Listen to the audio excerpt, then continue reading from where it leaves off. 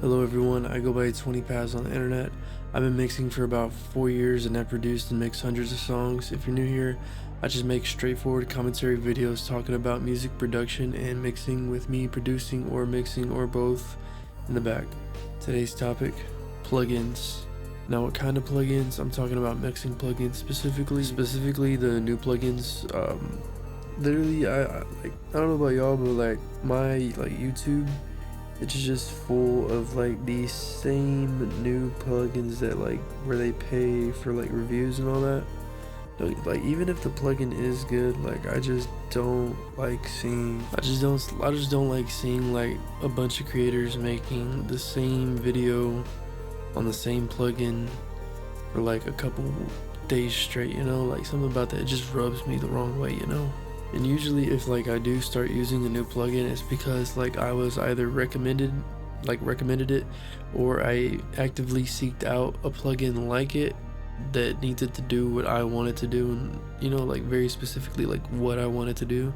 Now when it comes to mixing, like me personally, what I just use Pro Q. I use all of the Pro Fab Filter. Basically I use all the Fab Filter stuff. I use some Wave stuff, but like literally everything, I swear, like everything does the same thing. And like how Soothe has all that goodness stuff, like bro, there's literally like plugins exactly like it for like $12. Like one of those being what's it called? I use D-Res and D-Troubler from WA Production, and it works phenomenally, like literally, because like whenever I use Soothe, it's like whenever I use it, it takes away like a natural feeling to it. That's the best way I could describe it. Whereas the two I just mentioned, it's like they enhance it and get rid of the harshness or whatever it is that I'm trying to get rid of specifically. Like it does that, but it leaves it sounding natural still, which is what I like. I still do use Soothe, but whenever I do it, I use it very lightly. As far as like EQs go, I just use Pro Q, and literally like that, in my opinion, you just need one EQ. Like one EQ and you're good. Like you can use your stock EQ, whatever. I just use Pro Q because I think it's the best as far as simple, fast, and all that. Cause I just think it's the best. I forgot I also use the Pultec emulation by Analog Obsession. Now with it, I just use it on instrument tracks, and I just use it to get the best tone shape that I can with it. Usually it's like it's a mix of perceived loudness and just tones that I like want it to sound like. So I just use it to get to that quick, and then I go in with a Pro Q3 if I need to anyways, but usually I go in with that after if I need to, just to go a little deeper into those like lower frequencies, or if there's something in the mids or highs that I just need to bring down just a little bit, I'll do that.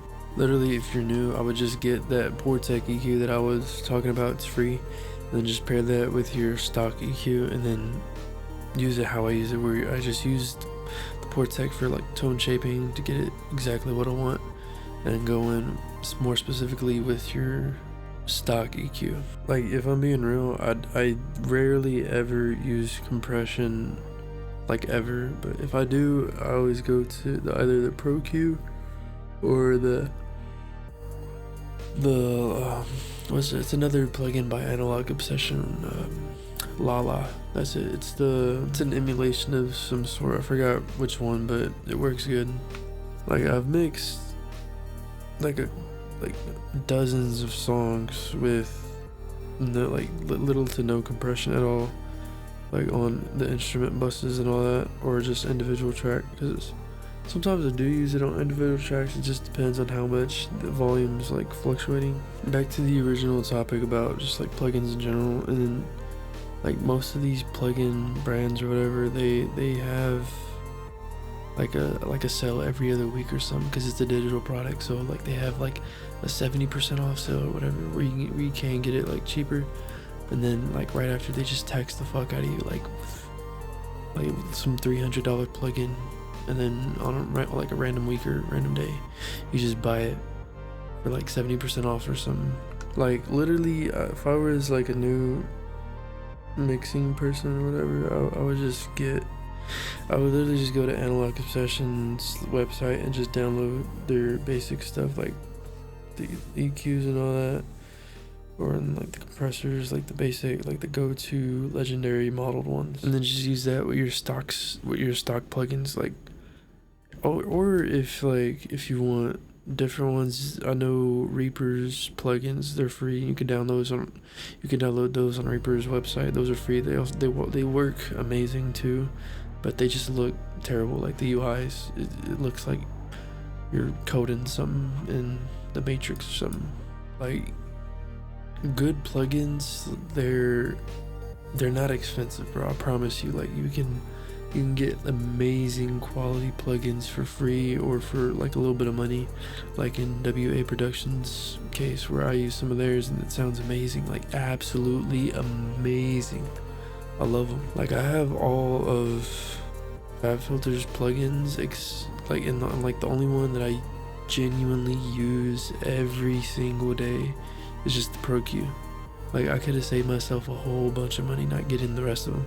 Like, don't get me wrong, the rest of them, they're also really good, but at the same time, I don't really need them, because I've found alternatives that work just the same or better, or like the workflow is just way better. As far as like effect plugins go, for like my main reverb and delay, I use Echo Boy from Sound Toys, and I use Valhalla Vintage Verb from Valhalla.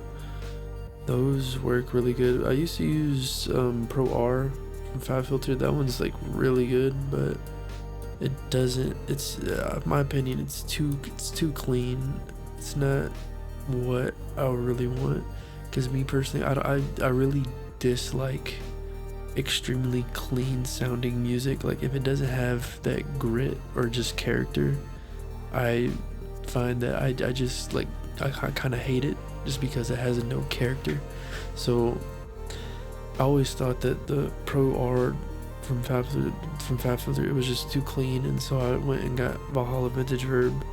That one has the character that I want, which I don't use the 70s model, I use the 80s, just because it sounds darker and I like the texture on it, so I use that one. That's pretty much all I have to say for today. If you want me to talk about something else regarding mixing, production, not really mastering, I don't really master, but I can if you want, or if you're new and you want to know like what to use, I can point you in the right direction. So yeah, just leave a comment if you have a comment along those lines. If not, don't comment at all. Like, literally, I don't want your comment.